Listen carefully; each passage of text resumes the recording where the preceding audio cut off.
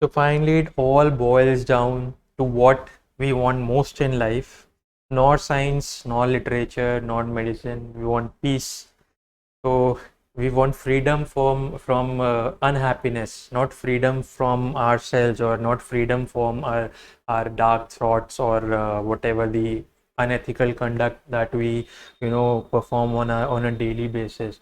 So peace is something which really cannot be defined unless the mind is peaceful.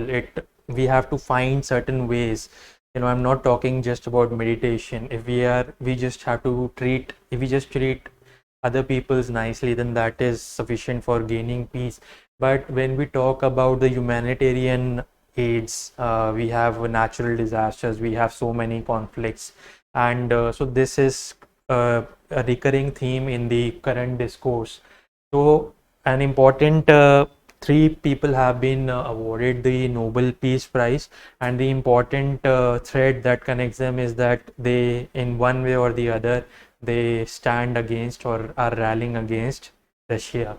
So a jailed Belarus civil rights activist and a rights organization, each in Russia and Ukraine, with the common thread being their stand directly or indirectly against Russia or an ally of Russia. So Belarus, if you know, it is an ally of Russia. It has allowed Putin to use its border to perform incursions into Kiev, because Belarus shares a long boundary with Russia, and Kiev is very near to the border of Belarus and Russia, and various missiles, the long range ballistic missiles can be easily launched from the Belarusian territory. So one ironical thing that took place was that the Nobel Peace Prize was awarded on Friday, October 7, which happened to be the 70th birthday of Vladimir Putin. So I don't know whether he was impressed by that or not. So then this Belarusian activist was Alas Bialatsky, as the flag of Belarus. So some history, just theoretical part. He founded the Belarus human rights group Vyasna, which, according to a fundraising page on Patreon.com, defends human rights, promotes human rights, and exposes violations. So the common theme of humanitarian workers, this is the same. Then 60-year-old activist was first jailed in 2011 for evading taxes, a charge that he has denied. Obviously, if you want to curb any sort of activities which malign the image of the government, whether for good cause or not, especially like a dictatorship government like Belarus or Russia, so they can be indicted with any kind of charge which that particular leader wants. Then he was released in 2014 before being arrested again. So currently he's in prison, and then Vyasna watches over elections and human rights violations in Belarus. Then 7 members of Vyasna are behind bars for defending human rights in Belarus. Homes and offices, they have been searched, they have been vandalized, and hundreds of people have been interrogated and detained. And Bialatsky is being held without trial.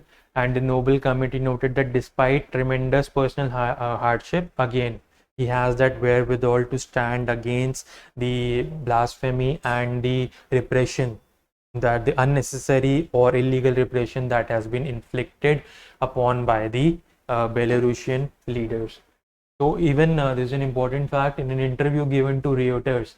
Lukashenko, the first and only president of Belarus since it became an independent country. Of course, Belarus split apart from the Soviet Union in around in the 90s. Then described himself as the last dictator of Europe. So that is some astounding or horrifying things to say. And a close ally of Putin, he allows his territory, Belarusian territory, for launching attacks into Ukraine. And Russian missile launchers have been stationed on Belarus territory. And as we have talked, so there is full support from Belarus to exercise the viable exercise of incursion and occupying territories by Russia into Ukraine. Then the second is the Memorial Group of Russia. So this is the symbol of that group. So it was established by human rights activists in the former Soviet Union during the Gorbachev years of glasnost and perestroika. So Gorbachev was the last leader, as you might have been aware of the Soviet Union before it disintegrated. So Gorbachev, he introduced some reformative measures. Perestroika basically means the reconstruction, and glasnost basically means the openness. So he wanted, in a way, some consider him a sort of really contrary to the attitude or the dictatorship of Joseph Stalin and the others after him. So basically, he wanted to reform the USSR or Russian, but various factors came into play, the end of the Cold War, which ultimately led to the disintegration of the Soviet Union. So this memorial group, as we'll discuss the points later also in this slide. So this memorial group has also worked on documenting the hardships and the atrocities which were faced during the era of Joseph Stalin also, who ruled during the Second World War also. And once Joseph Stalin came to power, he was so paranoid of the anti-communist activities. He used to be very suspicious of people trying to overthrow communism, which was a very profound philosophy in the Soviet Union and it later in China as well. So there was a period in between of the Great Terror in the 1930s and the 40s, in which millions of people were exterminated, and in 2 years within that also, a lot of people were sent to extermination camps where they under harsh conditions they died. They died under the severe winters, they under forced labor and bonded labor, and they were not able to survive. And the special organization or the special organization of these concentration camps was known as Gulag. And various secret service organizations have cropped up time and again. There was one NSVD in Russia, which in a sense it keeps a check on the suspicious leaders, or if they don't want a particular activity or protest to happen. Then you might have heard of KGB.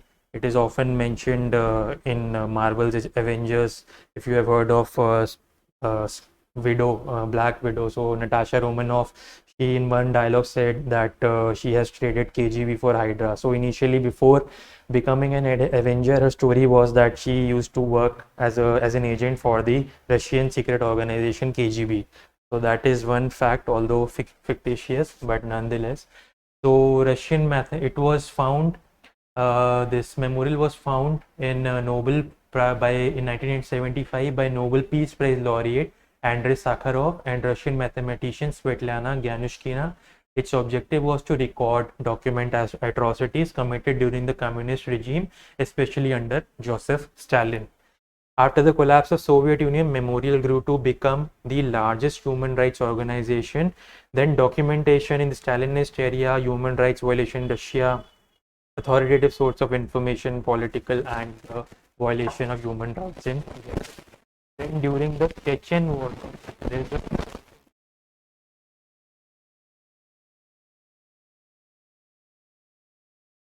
geography. It is in the southwestern part of Russia, bordering.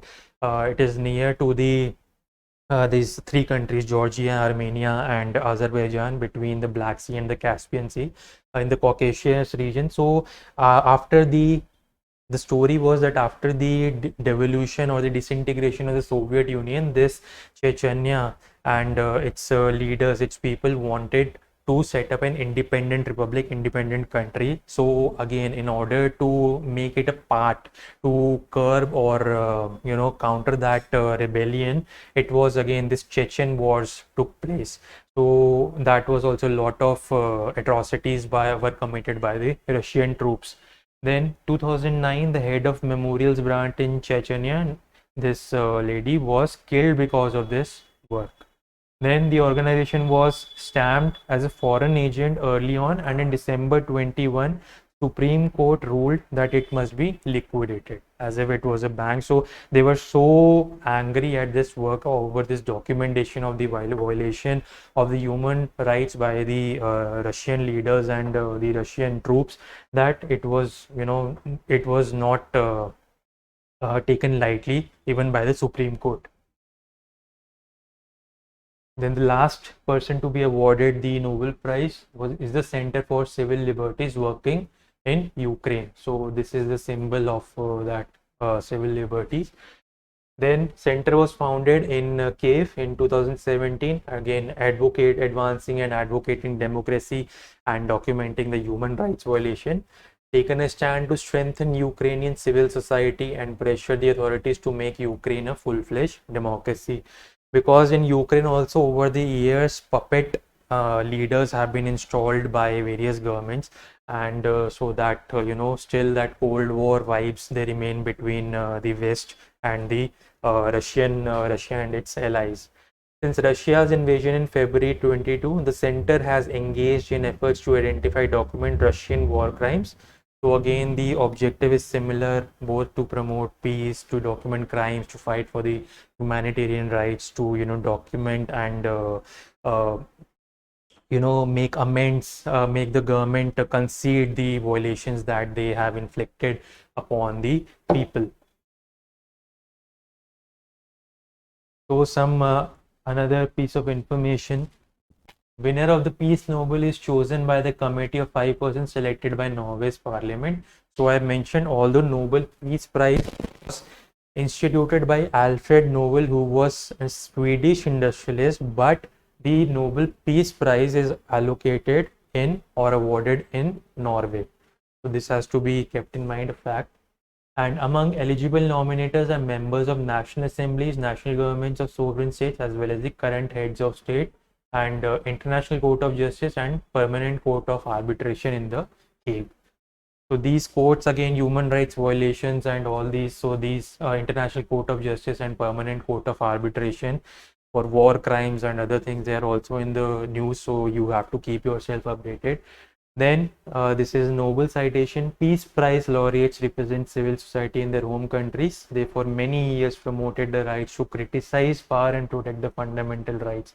So basically the gist is nothing hard to explain or understand. It's for the betterment of the human civilization as a whole, because it's not only going to help if we keep on studying the genome sequencing, because ultimately the real evolution, the prominent evolution will take place once people are actually happy, or they are given the freedom or the liberty which they deserve. So this is the gist or the moral of the story.